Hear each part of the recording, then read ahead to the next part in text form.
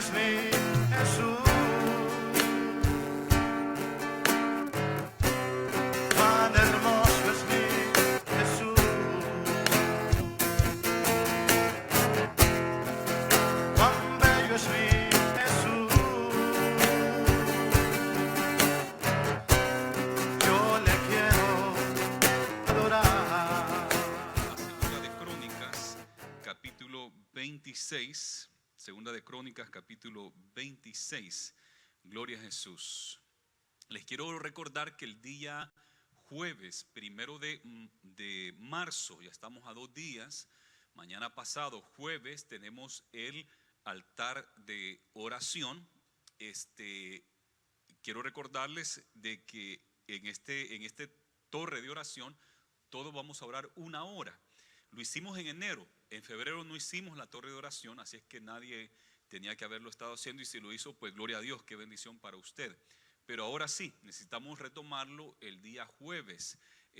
Por ejemplo, yo agarré de 2 a 3 de la mañana, por ahí otros supervisores de 5 a 6, el hermano Carlos, el hermano Juan Carlos, 5 a 6 de la mañana también, 5 y media, 6 y media por su trabajo, y así, hermano Mixar de 8 a 9. Y así cada uno de nosotros tenemos la hermana Angelina de 11 de la noche hasta las 12 de la medianoche del jueves.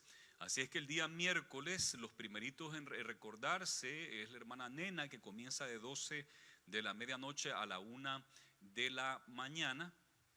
Y así, ¿quién es la otra? La hermana Marlene también, de 12 a 1 de la mañana el miércoles. Cuando se den las 12 comenzamos lo que es la torre de oración. ¿Quién no recuerda qué hora le tocaba? ¿Quién no recuerda? ¿Quién sí recuerda pero no planea orar en esta torre de oración? Todos vamos a orar. Ok, yo espero que todos mantengamos la hora que escogimos y que oremos. Solamente es una vez al mes. Una vez al mes. Yo creo que no nos vamos a poder llamar porque la lista no la tenemos, pero si usted sabe quién sigue después de usted, pues puede llamarle para recordarle que después de usted sigue esa persona. Segunda de Crónicas, capítulo 26, versículo 5. Segundo libro de Crónicas, capítulo 26 y versículo 5. Dice así la palabra de Dios. Y persistió en buscar a Dios en los días de Zacarías, entendido en visiones de Dios. Y en estos días en que buscó a Jehová, él le prosperó. Y en estos días que buscó a Jehová, él le prosperó. Oramos. Señor, gracias te damos en esta noche por la bendición que nos das de estar aquí, Señor, reunidos. Gracias, Jesús, por tu muerte en la cruz del Calvario, por la salvación tan grande, por el perdón de pecados, para todo aquel que cree en ti, para todo aquel que te recibe. Nosotros creemos en ti, te recibimos tu sacrificio, te recibimos a ti, Señor. Gracias por limpiarnos, por perdonarnos, por escribir nuestro nombre en el libro de la vida, y por también, Señor, tener este camino de bendición. Y porque cuando uno te busca, tú le prosperas en todo, Señor. Queremos ser prosperados. Queremos tomar en cuenta tu palabra y ser bendecidos, Señor, prosperados en tu obra, en el trabajo que hacemos, Señor, también como en la familia. En el nombre de Jesús te lo pido. Ahora te pedimos que nos hables a través de tu palabra, que nos enseñes, que nos instruyas y que podamos hacer tu voluntad. En el nombre de Jesús, amén y amén. Pueden tomar su lugar. Gloria a Jesús. Me gusta como dice en inglés acá en segundo de Crónicas 26:5, as long as he seek the Lord prosper him. As long as, y eso traducido al español sería mientras buscó a Dios, Dios le prosperó. Me gusta así como lo dice en King James, en la traducción de King James. Mientras estuvo buscando a Dios, Dios le estuvo prosperando. ¿De quién está hablando aquí el autor de Crónicas? Está hablando del rey Uzías. Y vamos a ver hoy este capítulo 26 de Segundo de Crónicas para ver la vida de Uzías, pero con este enfoque de que mientras él buscó a Dios, Dios le prosperó. Usías, quizás si uno lo lee acá entre los demás reyes de Israel y entre los demás reyes de Judá, quizás se le haga a uno como un rey nuevo. Bueno, y este Usías, ¿cómo es que Dios lo prosperó tanto? Y es el que reinó más. Han habido dos que reinaron bastante tiempo. Uno fue un rey malo, pero este fue un rey bueno, un rey que hizo lo bueno delante de Dios y reinó, dice acá, 51 años reinó. ¿Y quién era este hombre?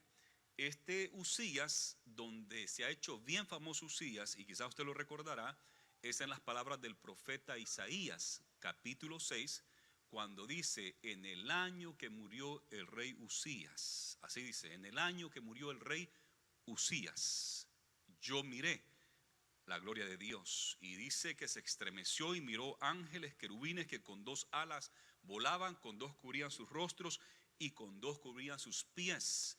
Y decían: santo, santo, santo es el Señor, Jehová de los ejércitos, y lo adoraban.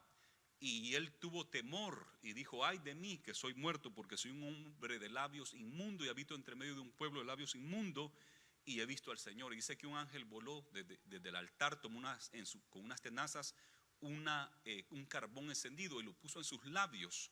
Y dice: esto te ha santificado. Y después pregunta: ¿quién irá por nosotros? Y Isaías responde: heme aquí, envíame a mí. Y esa es la historia, ¿verdad? Más o menos hay un poco salteada que se las conté, pero me llama la atención cuando dice: en el año que murió el rey Usías. Este es Usías. Mire cómo dice el versículo 1. Entonces todo el pueblo de Judá tomó a Usías, esto cuando se murió el papá de él, el cual tenía 16 años de edad, y lo pusieron por rey en lugar de Amasías su padre. Usías edificó a Elot y la restituyó a Judá después de que el rey Amasías durmió con sus padres. De 16 años era Usías cuando comenzó a reinar, y 52 años, perdón, yo había dicho 51, 52 años reinó en Jerusalén. El nombre de su madre fue Jecolías de Jerusalén, e hizo lo recto ante los ojos de Jehová, conforme a todas las cosas que había hecho Amasías su padre, y persistió en buscar a Dios en los días de Zacarías, entendido en visiones de Dios, y en estos días en que buscó a Jehová, él le prosperó. Y como dije, mientras buscó a Jehová, Dios le prosperó. Y eso quiero que nos llevemos bien, bien, bien en nuestros corazones, porque creo que es la clave de todo este capítulo 26. Dice: y salió y peleó contra los filisteos. Algo que hizo fue pelear, luchar. Fue un hombre de guerra y fue sabio y fue un gran general. Aquí en Estados Unidos, al presidente de Estados Unidos se le dice el commander in chief de las Fuerzas Armadas. El presidente automáticamente pasa a ser el jefe principal de las Fuerzas Armadas, ¿verdad? Y aquí, como rey, él también fue el jefe principal de las Fuerzas Armadas, y él peleó con todos sus soldados contra los filisteos, los enemigos número uno de Israel, los filisteos, y rompió el muro de Gat. Imagínense ustedes, rompió el muro. Estos muros de los filisteos, ellos se jactaban porque esos muros eran fortalezas. La Biblia dice que Jehová es nuestra fortaleza, ¿verdad? Las torres, torre fuerte es el nombre del Señor, dice aquí en el logo de la torre de oración que tenemos acá. Torre fuerte es una fortaleza, a strong tower. ¿Y qué hace Usías? La destruyó. Imagínese usted qué tremenda victoria la que tuvo. Destruyó el muro de Gat. Además de eso, el muro de Jabnia y el muro de Asdod, otra ciudad importante.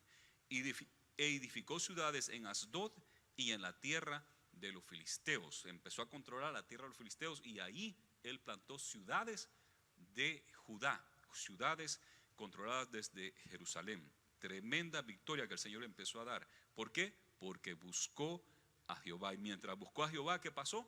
Era prosperado en todo lo que hacía. Dios le dio ayuda contra los filisteos y contra los árabes que habitaban en Gur-Baal, y contra los amonitas.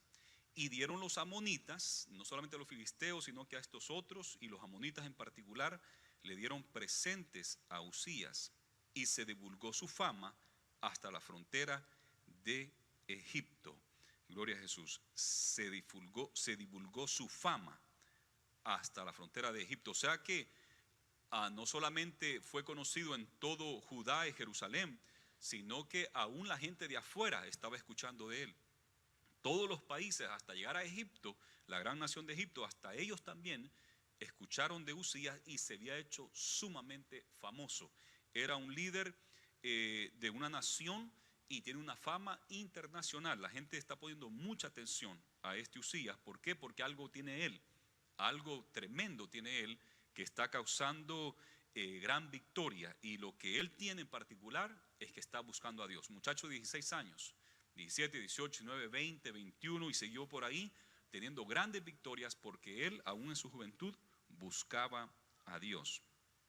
Pero además de pelear y de hacer guerra, edificó también Usías torres en Jerusalén, junto a la puerta del ángulo y junto a la puerta del valle y junto a las esquinas, y las fortificó. En esos muros él hizo estas fortalezas que eran clave para proteger a Jerusalén. Dice, asimismo edificó torres en el desierto y abrió muchas cisternas, porque tuvo muchos ganados, así en Cefela como en las vegas, y viñas y labranzas, así en los montes como en los llanos fértiles, porque era amigo de la agricultura. Además de ser un guerrero y pensar en edificar ciudades, además de eso era amigo de la agricultura. Él creía que la agricultura era importante para el país y eso iba a traer todavía más prosperidad. Y él se enfocó, hay que llevar agua a todos los campos para que haya verduras, para que haya fruta y que la agricultura sea algo sólido en la nación de Judá. Y asimismo lo hizo, fue amigo de la agricultura. ¿Y por qué está prosperando? Porque está buscando a Dios, y hasta en eso el Señor le ha dado sabiduría para la agricultura. Tuvo también Usías un ejército de guerreros, los cuales salían a la guerra en divisiones, de acuerdo con la lista hecha por mano de Hiel, escriba, y de Maasías, gobernador, y de Ananías, uno de los jefes del rey.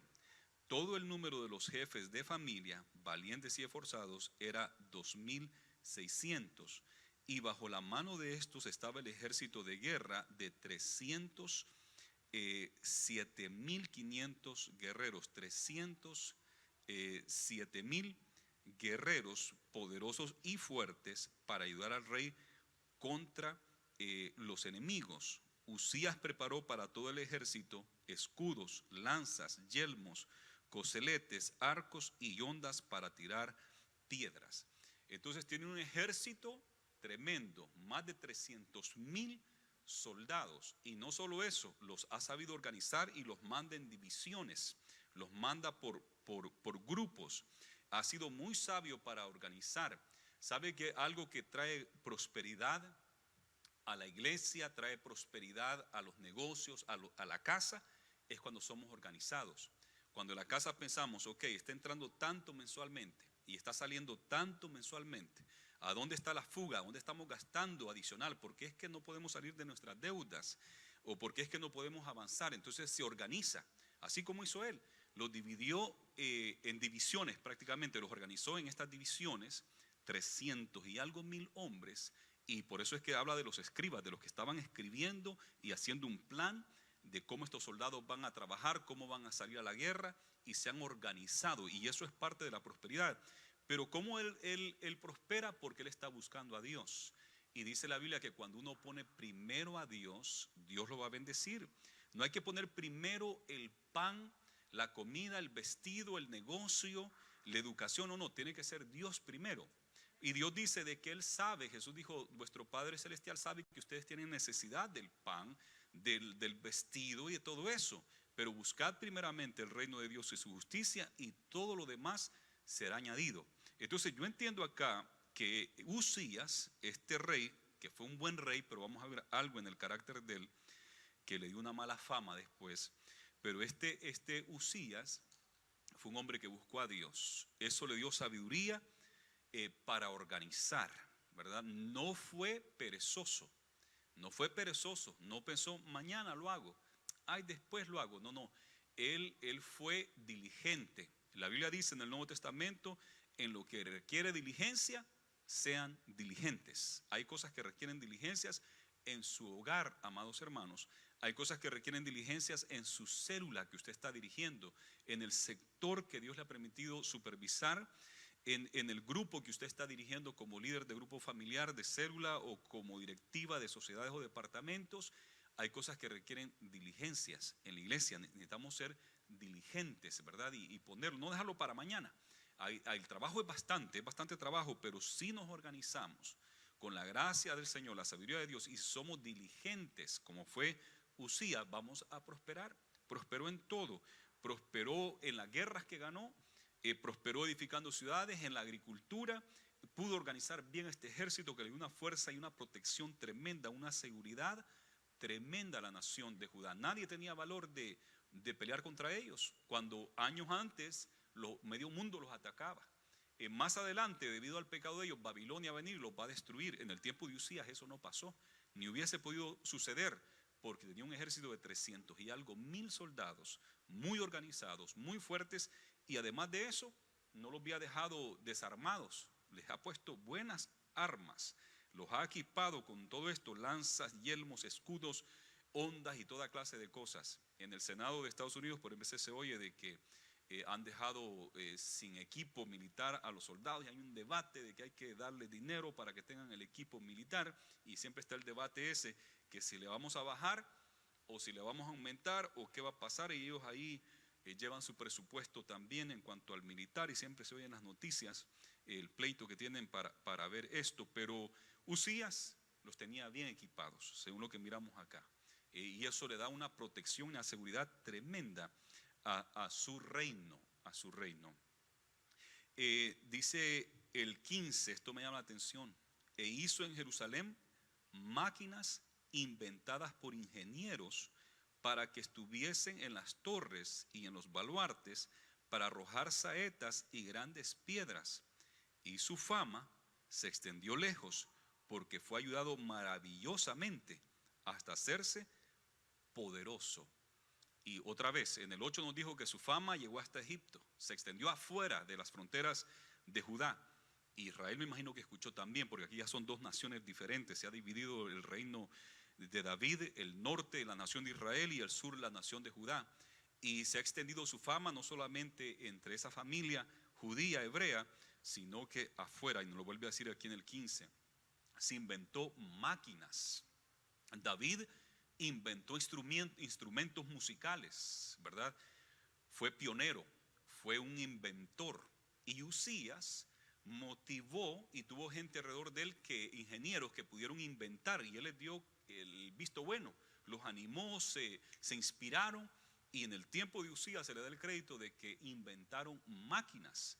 O sea que la tecnología también se mejoró en el tiempo de él. Fueron inventores de estas máquinas, y eso es una bendición, el poder usar la sabiduría, la creatividad para inventar nuevos equipos. Nosotros siempre estamos usando el equipo que ya está inventado, ¿verdad?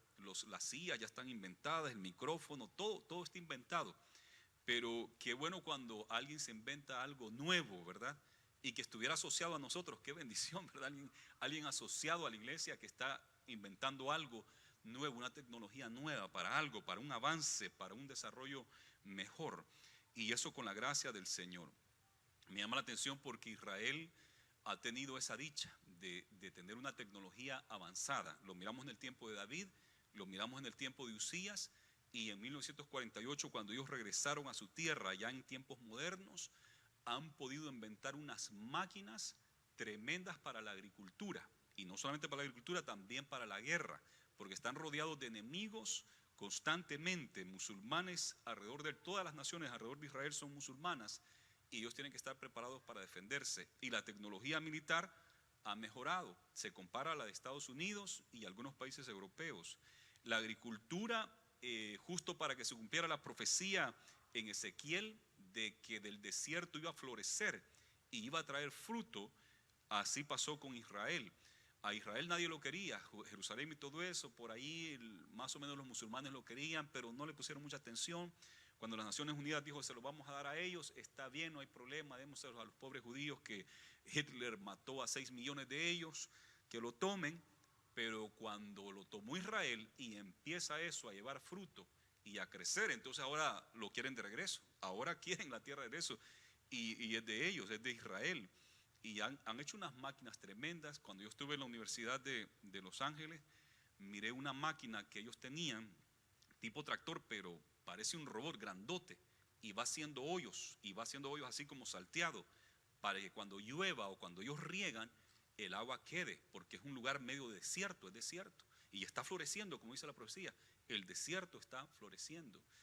Otra máquina que metía y venía al tractor, se metía entre las naranjas así, y le daba vuelta y agarraba esas naranjas, y el montón de naranjas de una vez, no tenía que ir gente a cortarlas, metía así la máquina, la ponía un poco así, y todo al camión, y nosotros viendo, ganándole a Estados Unidos y a otros países europeos en la tecnología de agricultura, y a Estados Unidos copiándole a una nación pequeña como Israel, inventores, ¿verdad?, de tecnología. Y así era cuando se busca a Dios. Este está buscando a Dios y hasta inventó máquinas. Imagínense qué prosperidad en el tiempo de él. Pero mire lo que sucede en el 16.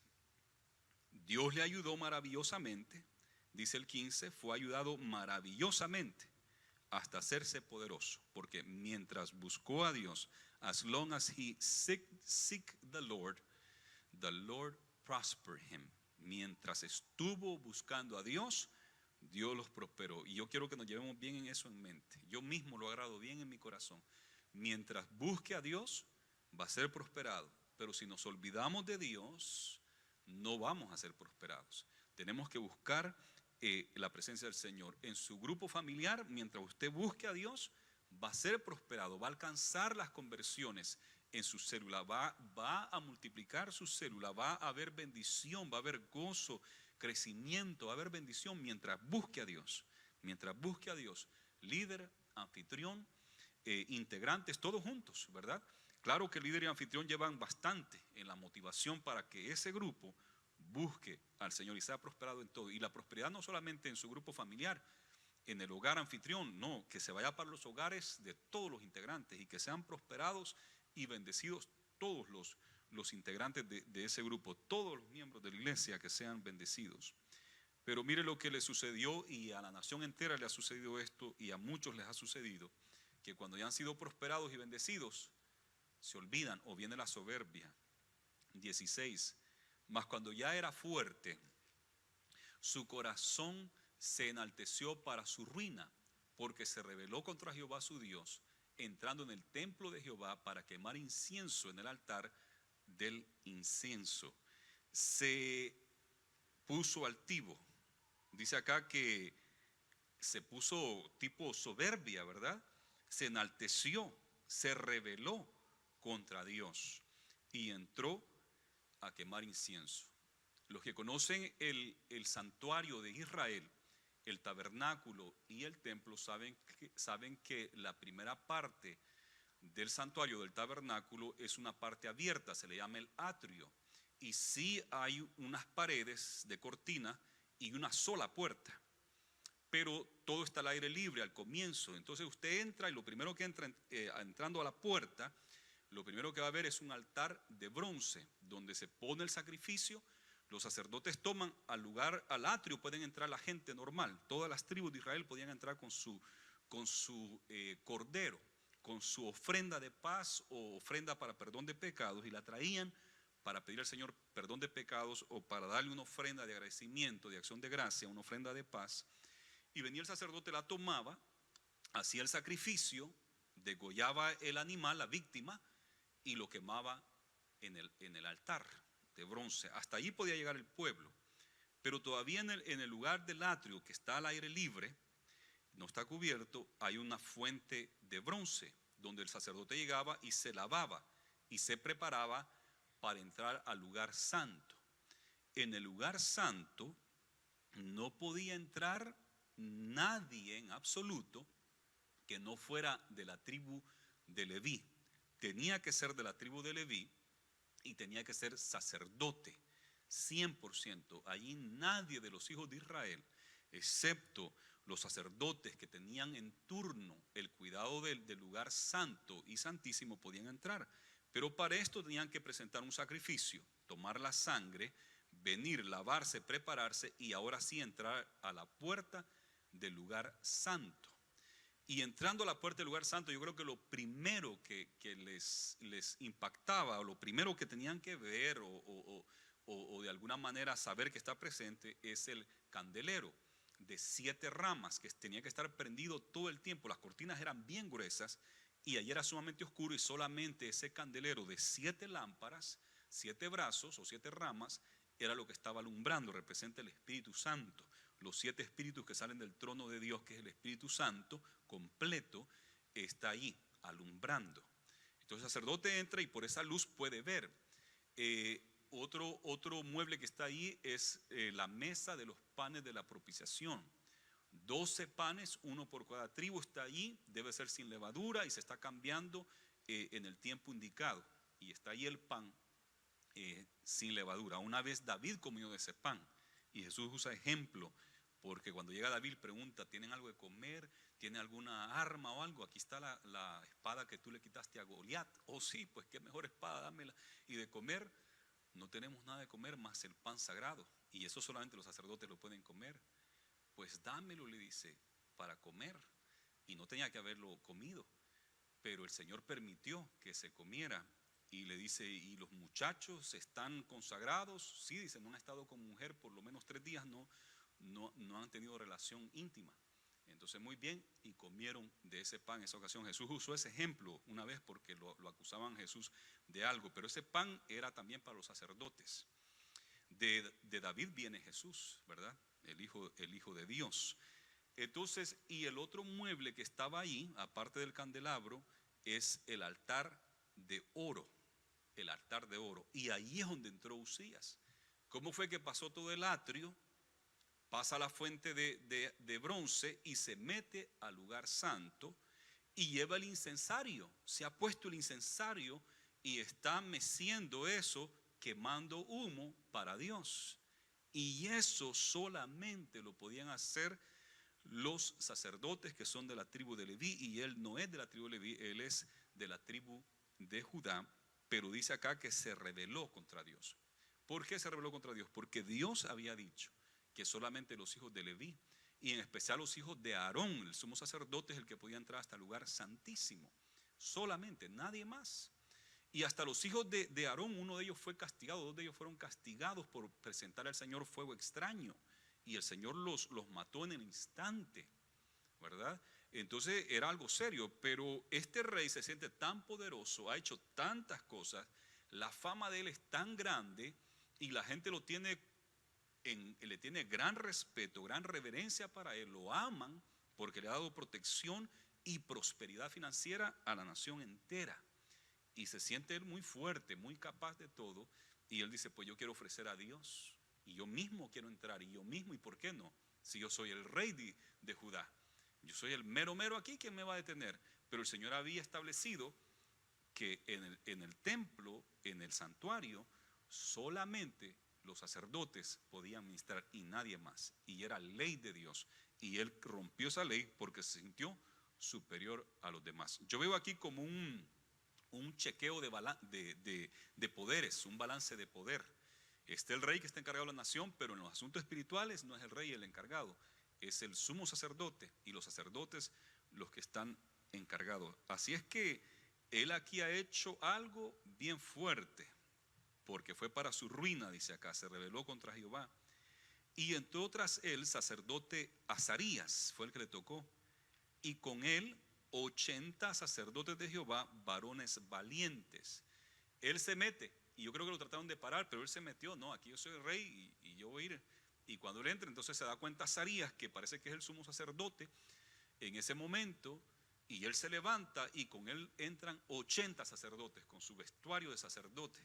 Entran detrás del rey porque está haciendo una locura estar ahí en el lugar santo, y está a un paso del lugar santísimo, que hubiera podido caer muerto si llega a entrar ahí.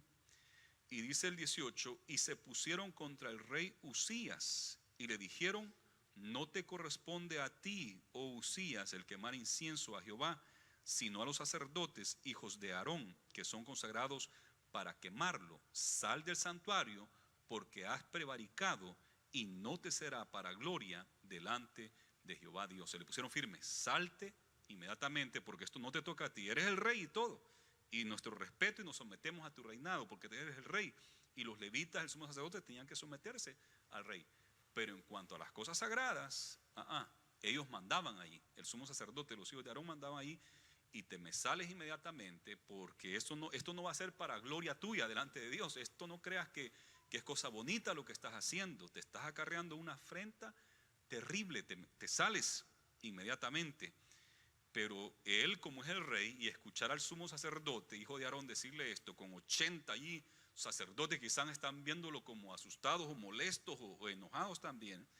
Entonces, cuando él oye esto de estos sacerdotes, dice el 19, entonces Uzías, teniendo en la mano un incensario para ofrecer incienso, imagínense, el de oro, se llenó de ira, y en su ira contra los sacerdotes, la lepra le brotó en la frente, delante de los sacerdotes, en la casa de Jehová, junto al altar del incienso.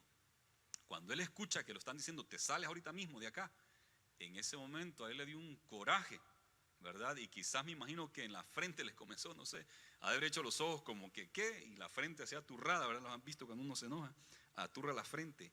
Pues ahí donde aturró, ahí le apareció la primera lepra.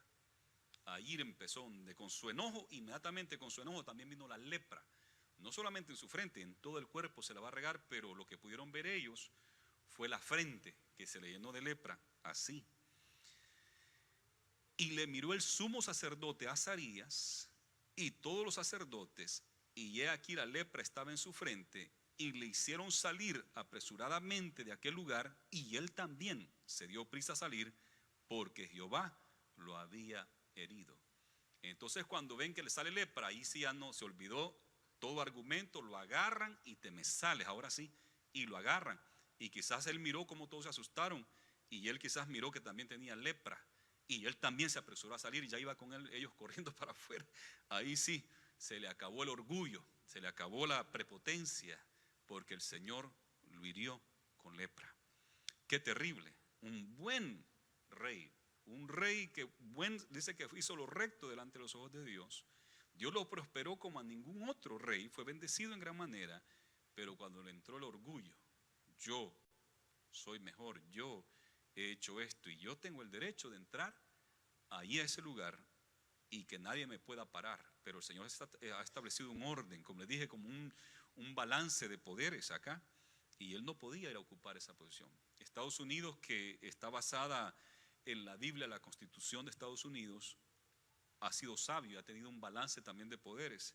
Está el presidente, que es el legislativo, el legislativo, que es el Congreso y el Senado, y el judicial, que son los 9 jueces de la Corte Suprema, y es un balance. Y el presidente no puede decir, no, me echan preso a todos los senadores, ¿verdad? Aquí yo soy el quemado. No se puede. Y tampoco a los 9 de la Corte Suprema. Incluso a esos los ponen de por vida hasta que se mueran, para que nadie los compre, nadie les pague. Esos son de por vida. El presidente es electo cada 4 años y los senadores cada 6 años. Pero el juez, ese no tiene que ir a elección, ese es puesto por el presidente de por vida. Y por en veces apoya al presidente y por en veces no lo apoya. Y cada presidente va poniendo a uno, ¿verdad? Cuando va muriendo el otro, entonces otro presidente de otro partido le toca poner a otro, porque son 9 y son de por vida. Ahí están en esa posición de 20 a 40 años en esas posiciones. Y algo tomado como de la Biblia, un chequeo de poderes. Y él creyó que podía tomar el control completo de la nación. Y además de eso hay algo que después les voy a contar al final, la razón por qué creo que le vino esta lepra y el Señor de una vez lo castigó, lo juzgó en el momento. Y así el rey Uzías, dice el 21, fue leproso hasta el día de su muerte, y habitó leproso en una casa apartada, por lo cual fue excluido de la casa de Jehová, y Jotam su hijo tuvo cargo de la casa real, gobernando al pueblo de la tierra. Entonces, ahora que quedó con lepra, ahora sí que no puede entrar al templo, nunca más puede ir a la casa del Señor porque es leproso, ni siquiera al atrio, porque ahora es leproso. Él quería estar en el mero lugar, ahora ni siquiera podía llegar al atrio, tenía que estar excluido de la casa del Señor por ser leproso. Además de eso, tenía que estar excluido de la comunidad, como miramos el domingo pasado. Los leprosos no pueden estar con la familia ni en la comunidad misma, pero como era el rey, y era un rey muy próspero y que había hecho lo recto delante de Dios, seguía siendo el hombre de Dios, aún con la lepra. Entonces le hacen una casa apartada donde él tenía que vivir, apartado del gobierno de Israel, apartado de Jerusalén, y ahora su hijo tenía que gobernar por su papá, en el trono de su papá, porque su papá estaba leproso y excluido en una casa. ¡Qué castigo de Dios! Pero mientras él buscó a Dios, él fue prosperado. Pero cuando se alejó de Dios, le vino un juicio y un castigo tremendo. Los demás hechos de Uzías, primeros y postreros, fueron escritos por el profeta Isaías, hijo de Amós. Y durmió Uzías con sus padres, y lo sepultaron con sus padres en el campo de los sepulcros reales, porque dijeron: leproso es. Y reinó Jotam su hijo en lugar suyo. Qué terrible. Un gran rey, hizo lo recto delante de los ojos de Dios, fue prosperado, inventó máquinas, prosperado en agricultura, en todo. Pero al final, cuando lo entierran en el campo de los sepulcros reales, dijeron: leproso es. Como que ese fue el epitafio. Leproso es. Imagínense qué terrible. Leproso es. Y eso se le quedó. Y es por eso que cuando muere el rey Uzías, dice Isaías que él miró la gloria de Dios. Isaías capítulo 6, en el año que murió el rey Uzías, vi yo al Señor sentado sobre un trono alto y sublime, y su falda llenaban el templo. Y ahí va a comenzar el ministerio profético de Isaías. Cuando muere Uzías, era leproso. Y ahí no nos dice Isaías capítulo 6 versículo 1 de que él era leproso. Eso nos damos cuenta aquí en Crónicas, que ese rey Uzías que ha muerto era un leproso. Y ahora Isaías puede ver al Señor. Hasta que murió el rey Uzías es que Isaías pudo ver al Señor. No sé si eso nos lo dice, que en el año que muere el rey, por un dato histórico para más o menos ubicarnos en el tiempo cronológico de cuando Isaías empieza a profetizar, pero también creo que tiene que ver algo en el mundo espiritual, que cuando muere el rey, él puede ver al Señor. Es un rey leproso, es un rey que había hecho lo bueno delante del Señor, era el hombre de Dios, pero al final por esa rebelión quedó marginado, quedó marcado para siempre. Es interesante que todos los reyes buenos que miramos acá, la mayoría eran malos, pero salían varios buenos reyes, tanto de Israel, bueno, solo en Judá. En Israel todos se apartaron del Señor, pero en Judá, los que estaban en Jerusalén, salían varios buenos reyes, entre ellos Josías. Pero sabe que todos tienen algo malo en su carácter. Todos hicieron algo malo.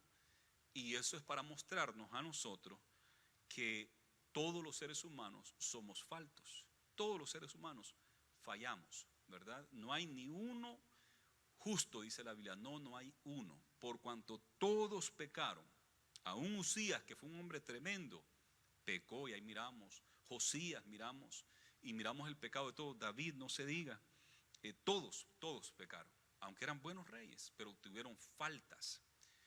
Y me parece a mí de que en el tiempo de Isaías, todos, incluyendo a Isaías, miraban a Uzías, lo tenían como un gran modelo, un gran hombre de respeto, lo amaban mucho, ¿verdad? Se había ganado el respeto de todos. Fue el rey que más reinó, 52 años, porque todos David nomás 40 años reinó. Imagínense, David 40 años.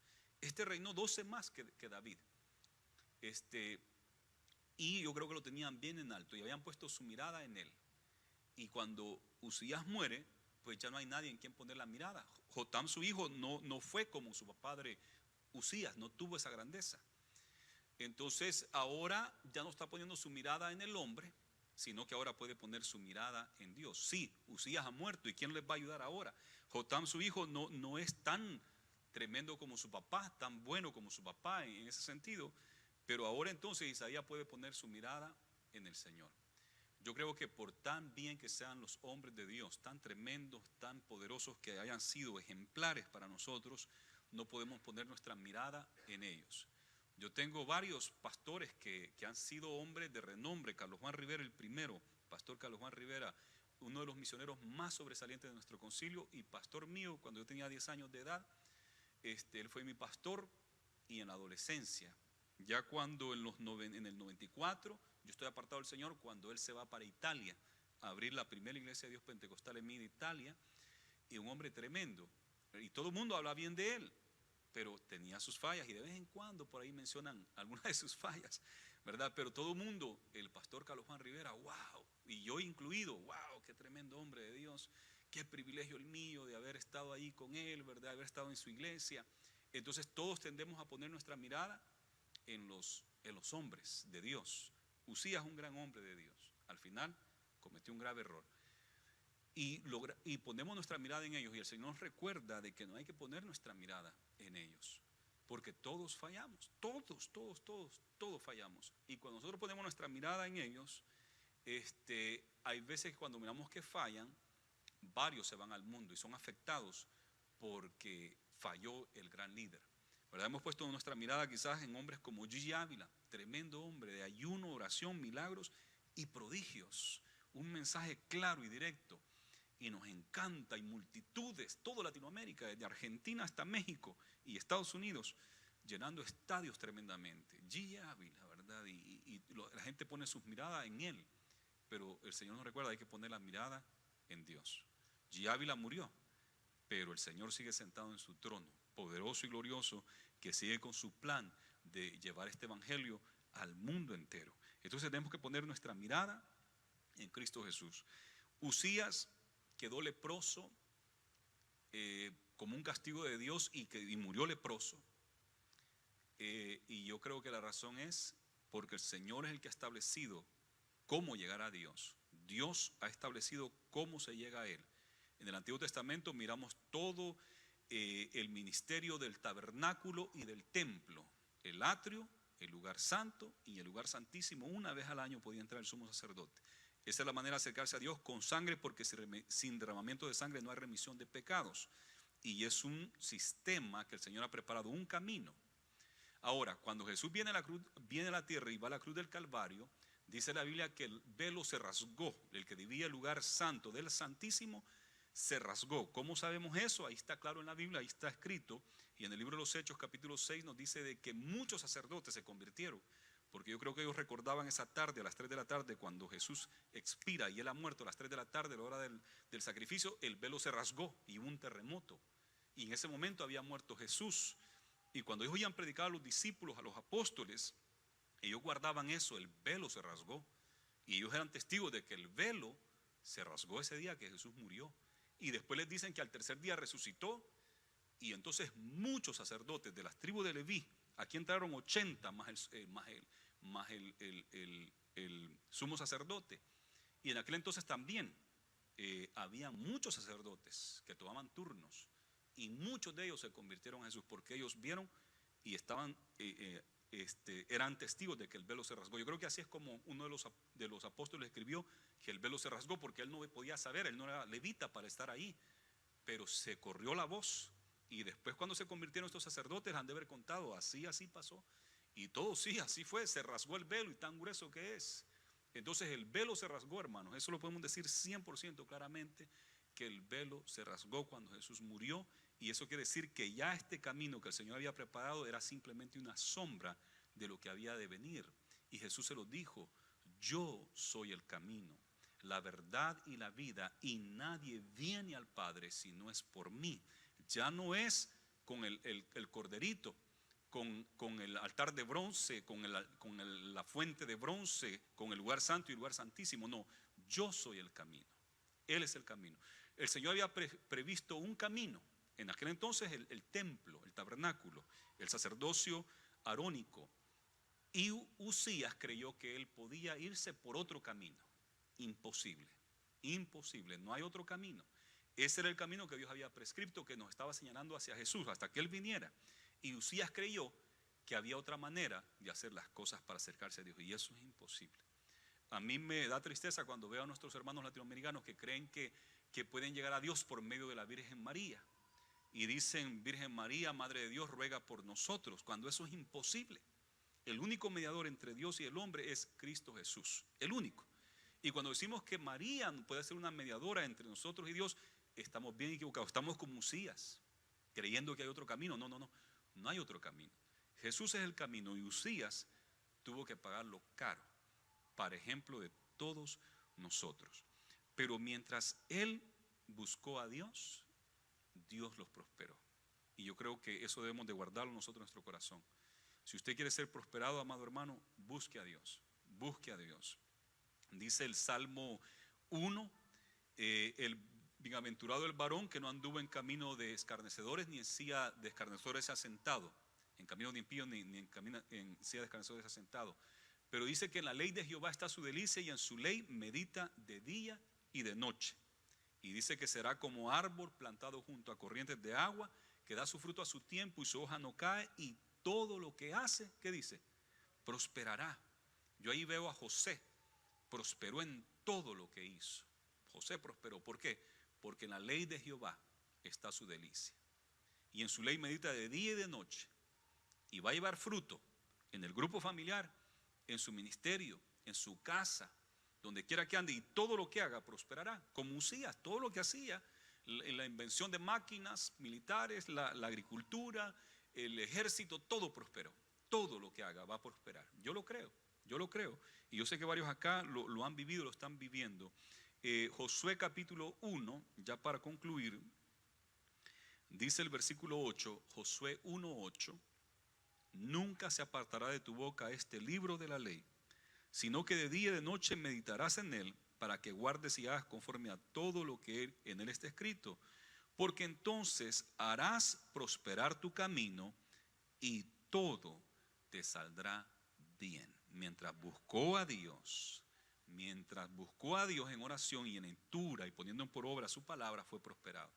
Pero cuando creyó que podía cambiar la palabra de Dios y ser él el que ofrecer el sacrificio o el incienso, ahí se acabó para él. Qué duro, que el Señor nos ayude. Mira que te mando que te esfuerces y seas valiente, no temas ni desmayes, porque Jehová tu Dios estará contigo donde quiera que tú vayas. Sé fuerte, sé valiente, esfuérzate, sé valiente, está con el Señor, Él va a estar contigo, pero su palabra, el buscar a Dios en oración y en su palabra, te va a hacer prosperar. ¿Cuántos dicen amén a eso? Amén, que así sea en la vida de cada uno de nosotros. Gloria a Jesús, démosle un fuerte aplauso al Señor. Gloria a Jesús. As long as he seek the Lord prosper him. Mientras buscó a Dios, Dios lo prosperó. Recordemos eso, busquemos a Dios siempre. Gloria a Jesús.